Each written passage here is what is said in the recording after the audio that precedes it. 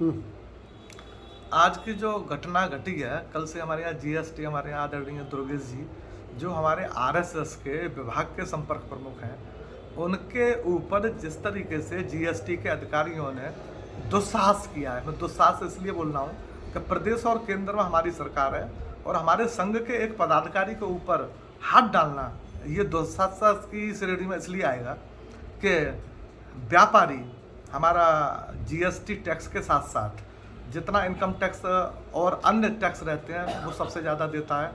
बड़े उद्योगपति हैं, 100 करोड़ से ऊपर का उनका टर्नओवर है, तो आप ये लगा सकते हैं कि एक साल में वो कितना टर्नओवर देते होंगे। इसके साथ में जिस तरीके से हाथरस नगर में मैं देख रहा हूँ कि 2022 से हमारे ही भाजपा के, मैं सीधे सीधे बोल रहा हूँ, भाजपा के कुछ लोगों के इशारे पर ये जीएसटी के छापे पड़ रहे हैं और ये करीब 5वां छठा छापा है। और इसमें हमारी ही पार्टी के अग्रवाल समाज के जो जनप्रतिनिधि रहे हैं उनके इशारे पर ये छापे पड़ते हैं और छापे पड़ने के बाद में गवर्नमेंट के खाते में पैसा नहीं जाता है। सेटलमेंट होने के बाद में उन्हीं लोगों के अधिकारियों मिली भगत के द्वारा लीपापोती होकर एक भ्रष्टाचार के रूप में एक मोटी धनराशि अवैध वसूली में चली जाती है। मैंने इस समय मेरे पास में कुछ व्यापारी लोग आए थे पूर्व में, तो मैंने कहा इसके ऊपर हाथरस में आवाज़ उठानी चाहिए आप लोगों के द्वारा, व्यापारी संगठन के द्वारा। लेकिन उनके द्वारा ये कहा गया कि भाई साहब हम आवाज़ उठाएंगे तो कल जीएसटी के छापे हमारे पास पड़ेंगे।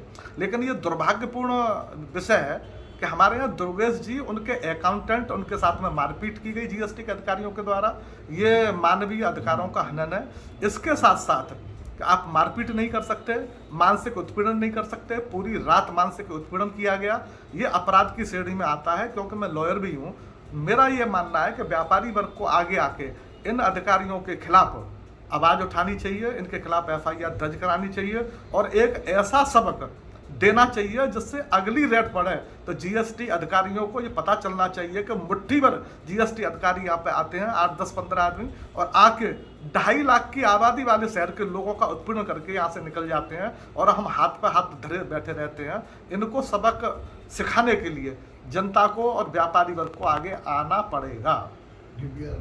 जो मारपीट की उन्होंने, मारपीट में उनके यहाँ पे सीसीटीवी कैमरे लगे हुए थे, तो उन कैमरे में वो चीज़ रिकॉर्ड हुई।